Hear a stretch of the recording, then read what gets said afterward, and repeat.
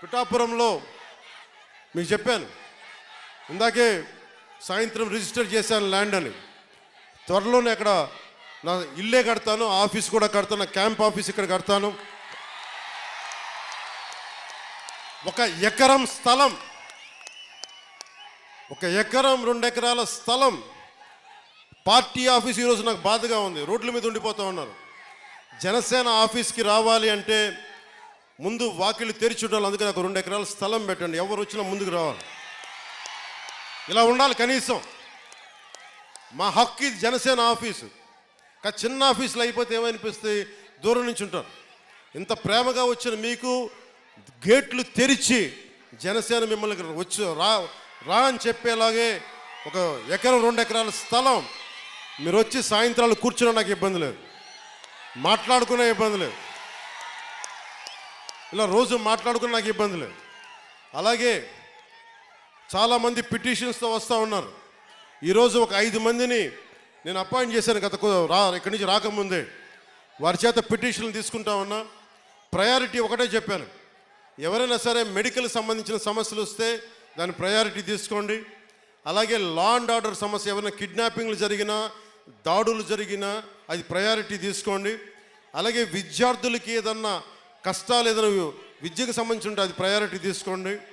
అలాగే యువతకి ఉపాధి అవకాశాలు అంటే ప్రభుత్వ ఉద్యోగాలు వచ్చే లోపు మన మద్దతుదారులు, మన తెలుగుదేశం నాయకులు ఉన్నారు, తెలుగుదేశం పార్టీ మద్దతుదారులు ఉన్నారు, కృష్ణరాజు గారు ఉన్నారు, వర్మ గారు ఉన్నారు. ఇవన్నీ కాకుండా కూటమికి నిలబడ్డ చాలామంది పెద్దలు ఉన్నారు. వారందరి కంపెనీల్లో జాబ్ మేళా ఇక్కడే పెట్టుకుందాం. వారిని పిలిపిస్తాను. మన ఉదయ్ శ్రీనివాస్ ఉన్నారు, చాలామంది ఢిల్లీ నుంచి పిలిపించి జనసేన ఆఫీస్లో యువతకి మీకు స్కిల్ ఉంటే వచ్చి మీరు జాబ్ మేళా ఇక్కడే పెడతారు. మీరు వచ్చి మీ సమర్థత ప్రతిభని బట్టి మీరు ఉద్యోగాలు ఇక్కడే సెలెక్ట్ అయ్యేలాగా, మీరు ఎన్నుకోబోయేలాగా బాధ్యత కూడా తీసుకుంటాం ప్రభుత్వ ఉద్యోగాలు వచ్చే లోపు. ఇలాంటివన్నీ ముందుకు తీసుకెళ్తున్నాం. నాకు కనీసం 1-2 నెలలు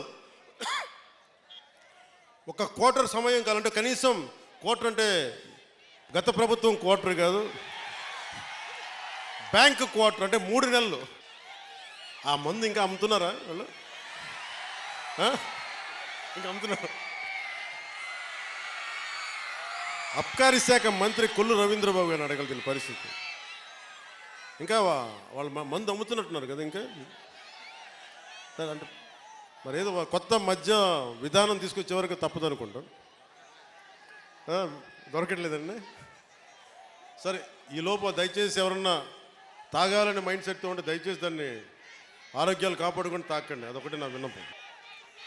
మీకు అందుబాటులో ఉండేలాగా నేను నిరంతరం రావడానికి ఒకేసారి నా మీద అందరం మీద పడిపోతే కష్టమైపోతుంది. అందుకని కొంచెం పెద్ద స్థలమే తీసుకున్నాను. మీరు రాకపోకలకి ఇబ్బంది లేకుండా. భారతదేశం మొత్తం జనసేన 21 సీట్లు గెలిస్తే భారతదేశం అంతా ఎలా చూసిందో, పిఠాపురం అభివృద్ధి భారతదేశానికి ఒక మోడల్ లాగా అయ్యేలా. ఒక్కళ్ళు కాదు ఇక్కడ నేను ఒక్కనే కాదు, పెద్దల వర్మ గారు ఉన్నారు, కృష్ణరాజు గారు ఉన్నారు, ప్రతి మండలానికి ఉన్న మన జనసేన నాయకులు ఉన్నారు.